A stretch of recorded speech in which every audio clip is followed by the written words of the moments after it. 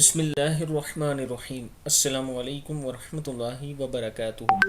عابد channel کی طرف سے آج میں اپنے دوستوں کو رسول اللہ صلی اللہ علیہ وآلہ وسلم کا ایک فرمان بتاؤں گا۔ اس سے پہلے میں اپنے دوستوں کے ساتھ ایک مسجد اور مدرسے کی ویڈیو شیئر کروں گا جو زیر تعمیر ہے۔ آپ دوست اس ویڈیو میں دیکھ سکیں گے کہ یہ ایک بڑا مدرسہ بن رہا ہے جس کے ساتھ مسجد بھی ہے۔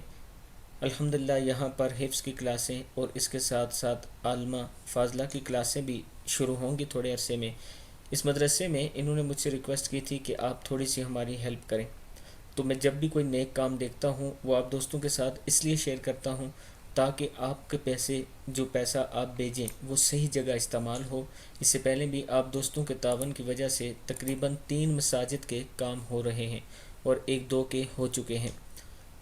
اگر آپ دوست تعاون کرنا چاہیں تو یہ میرا واٹس اپ نمبر ایزی پیسہ جائز کیش اس پر موجود ہے۔ آپ دوستوں کے تھوڑے تعاون سے انشاءاللہ یہ مدرسہ بہت جلد تعمیر ہو جائے گا۔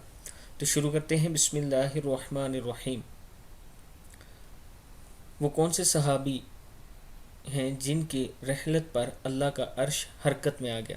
نبی اکرم صلی اللہ علیہ وآلہ وسلم نے ارشاد فرمایا۔ حضرت جابر رضی اللہ تعالیٰ عنہ فرماتے ہیں کہ نبی اکرم صلی اللہ علیہ وآلہ وسلم نے ارشاد فرمایا، سعد بن معاذ رضی اللہ تعالیٰ عنہ کی موت پر اللہ تعالیٰ کا عرش حرکت میں آ گیا۔ ابن ماجہ میں موجود ہے۔